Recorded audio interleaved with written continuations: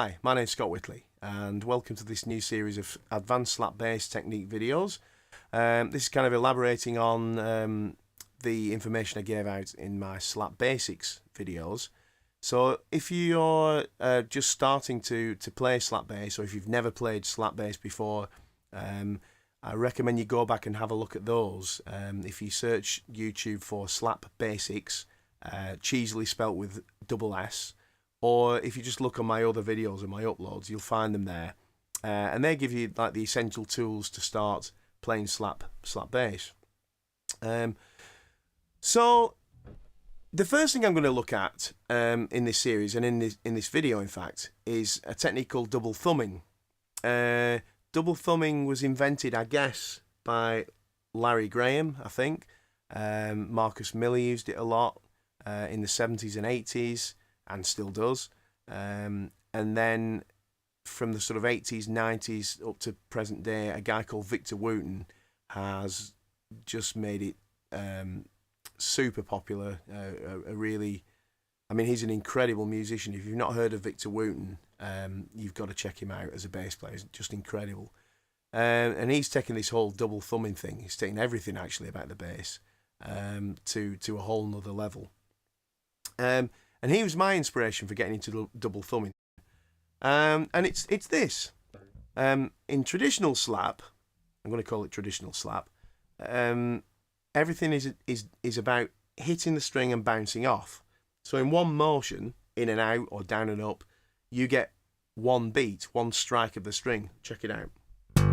Okay, so you go in, hit, bounce, and come back. That's it. So if you're playing a bass line, let's give you an example, like this.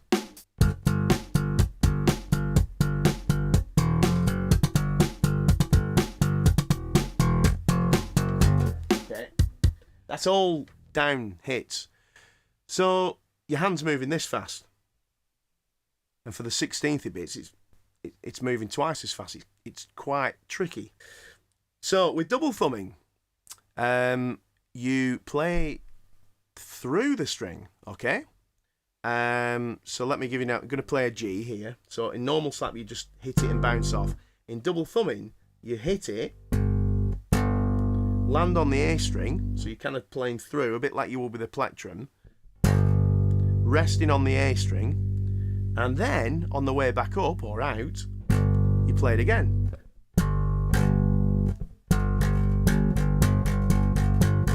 Okay, so going back to that bass line I was just playing, okay, with traditional slap, the hand's moving that fast.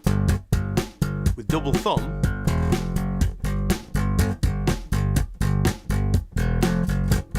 half the speed. Okay, so there you go. So it's that was the main reason I got into it. I figured it was a very economical way of playing and could conserve a lot of energy if you're doing a long set or a demanding set, and you've got tunes that that really push you to your kind of playing ability limits, if you like. Having something like this in the bag can conserve a lot of energy. Other reasons for getting into this technique are the feel you get with double thumbing is really nice. I think if you just, you know, if you notice there when I switch between the two, it's a kind of much more flowing sort of sound that you get with the double thumbing. Very funky. It's easier to get a nice feel in.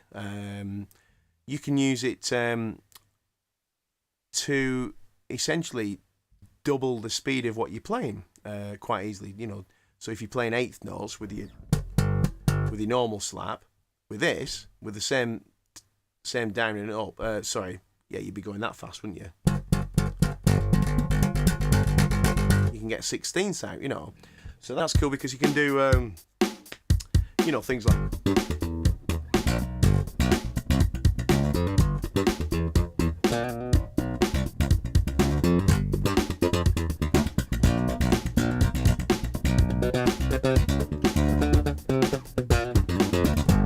Okay. So it's a very useful technique to get into. Okay, so I'm really quickly going to show you how you can incorporate pulls and hammer-ons with this double thumbing technique. For example, you could if I play a G there, I can do a double thumb and then add a pull, you know, on a major third there. I'm just going to go up and down a kind of major scale thing.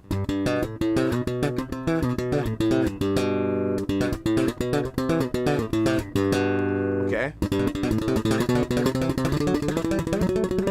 Yeah. I don't think I could get that kind of speed using the traditional down thumb. That's not going to happen. Never. Okay.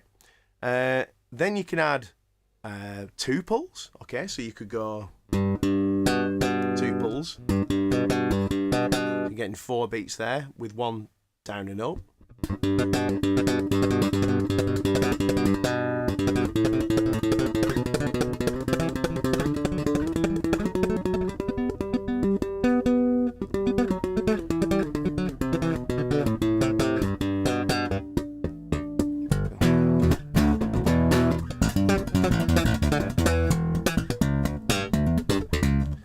We're going to look more at that stuff in future lessons, specific patterns and ideas, scales, things like that, chords you can use. So let's look at how you do it. Now the thing is about this, there are lots of videos out there on YouTube showing you how to do this double thumbing thing, and it's whatever works for you. You know, personally, I find it very hard to find any videos out there with the questions that I had to ask, you know, which were, what part of the thumb do you use for the upstroke? What angle should you have your hand at? Your thumb. How hard do you strike the string? You know, what kind of action do you need to? You know, these kind of things. So one thing I'd like to point out is that to get into doing this technique, if you're like into the kind of marking, wearing your bass up here thing, you know, the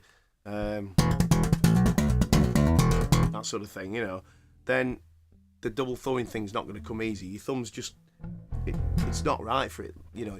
It needs to be kind of parallel to the strings. Again, if you play a little bit like Flea and those kind of metal guys and stuff, you know, and you've got your thumb like this, it's going to be hard to do the double thumbing. I would recommend, this is a stolen idea, but it really works, that you see where your bass sits when you've got it on your knee there, right? Okay. And to me, it makes sense that when you stand up, the bass is still at that height. So if you check that out, you know, when I stand up, it stays there. It's in relation to my you know, my shoulders and my arms and everything, you know. So it's because, you know, at home, most people I think would sit down and practice. So it makes sense that when you stand up on a gig, the bass feels just the same. It's, you know, it's in the same position for you. Now the other thing about that is the bass is at a perfect sort of height for this double thumbing technique. With a little kind of flick this way or that, you can kind of employ your other techniques. You know, if you want to do the king thing, just put the bass down a little bit, and there you go. You know, strap's the same. If you want to do the more Flea thing, you know, which I can't, it's not what I do, but there you go. You know, you just tilt the bass up and you're ready for that kind of technique. And just in the middle, you know, do your kind of your double thumbing thing. So you get the idea. Have a go, give it a try. If you're used to playing down here, it's going to feel weird at first. But as I say, for me, just that movement there, just sliding the bass on the strap, it gives you a whole kind of range of different possibilities for techniques, etc. Okay, so let's look at the actual technique in detail. So I'm going to just use a G on the E string. Now, in traditional slap, as I said before, you just hit the string and bounce off. With double thumbing, you play through the string like a plectrum, and then you come back up. Okay? So the angle changes from this, straight in and out with normal slap, to diagonal across the string. Okay? In and out, traditional slap, and kind of diagonal, just kind of glancing off the E string for the double thumb. And that's the trick. That's the key ingredient here, is that the thumb glances off the E string. It doesn't really get stuck in there and get hooked on. It just glances. So how I'd recommend that you start the double thumbing is just with the downs to start with, and you want to be, what I would say is use the very corner of your thumb there, okay? That's what I use, okay, because it's quite pointy out like a pick would be, okay? And just basically land on the A string without hitting the E. So you're missing it to start with, okay? Okay, just land on that A string like that. Okay, but fast. You need to snap your wrist in, because you're not going to get a kind of slap sound if you just pluck the E string. Okay, so to start with, as I say, miss the E string and just get used to landing on the A, and then just gradually with each downward motion, try moving your thumb a little bit in until it catches that E string. Okay, so I'm going to hold the G there. There, got one, okay? Got one. So you only need to just catch the E string to actually set it in motion, okay? It's amazing how it just needs to glance off of it. Okay, so that's the first thing that you've got to practice a lot, is once you've found where it is that you start to catch that E string, you just want to keep doing that, and what you'll find is that you'll on occasion miss the E string, and then on occasion you'll hit it too hard. But just practice, just sitting there going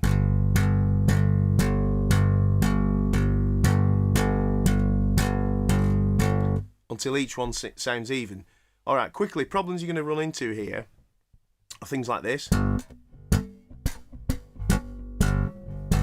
You hear the string muting. So what's going on there? It's parts of the thumb touching the E string. So you hit it, and then you're stopping the string motion. Okay. So you've got to aim for the thumb to land on the A string and then stay totally clear of the E. Okay. Okay. You can even push down on the A string a bit.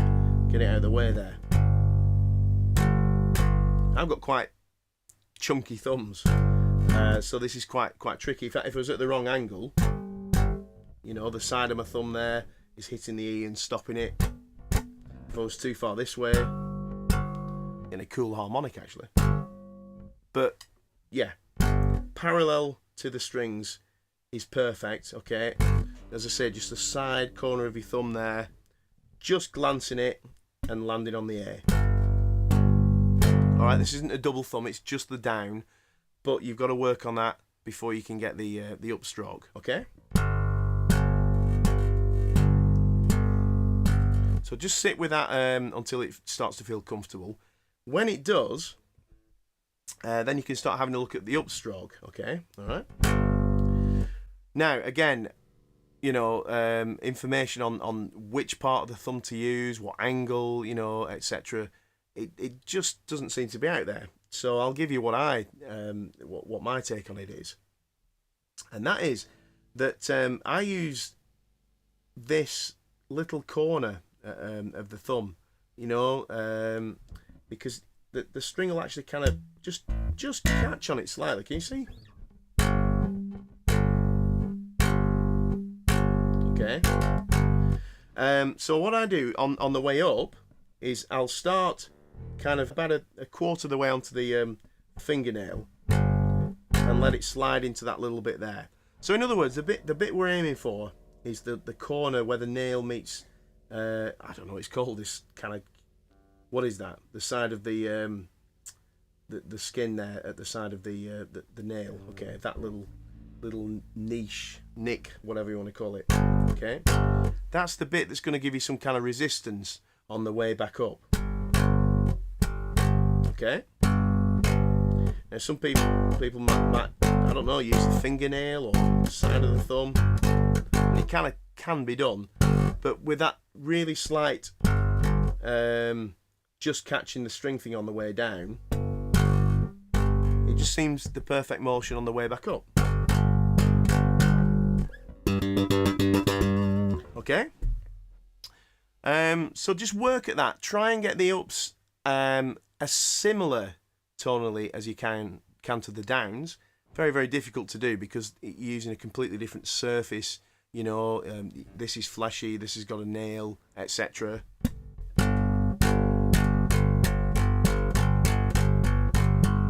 But if you get the volumes consistent, if you're finding that the ups are a lot louder than the downs, then maybe the downs, you're doing them too slow, so you're getting this kind of soft thing.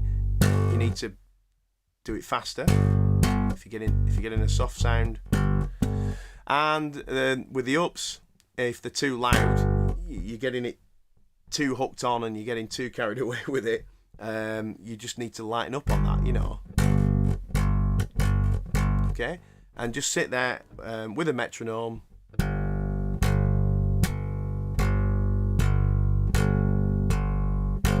Until that gets comfortable, okay?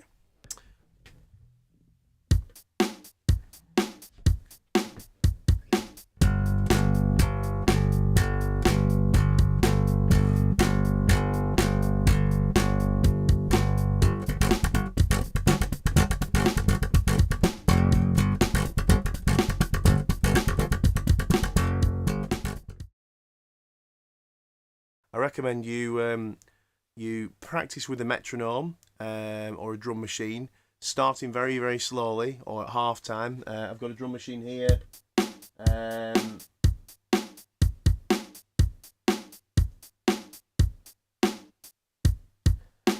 That's set at 70, I think, maybe going lower to that, lower than that. 53, here we go.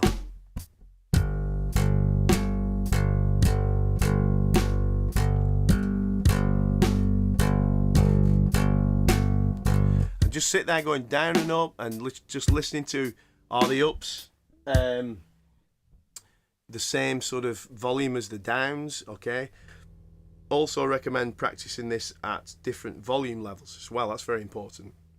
So try and place, you know, once you just get comfortable with it to some sort of degree, is practice playing loud and quiet. For example, quiet.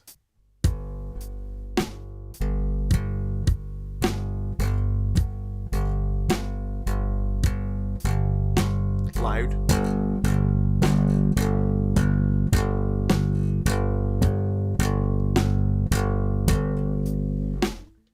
So I just recommend practicing at all different volume levels if you can. Practice playing really lightly and then building it up, okay?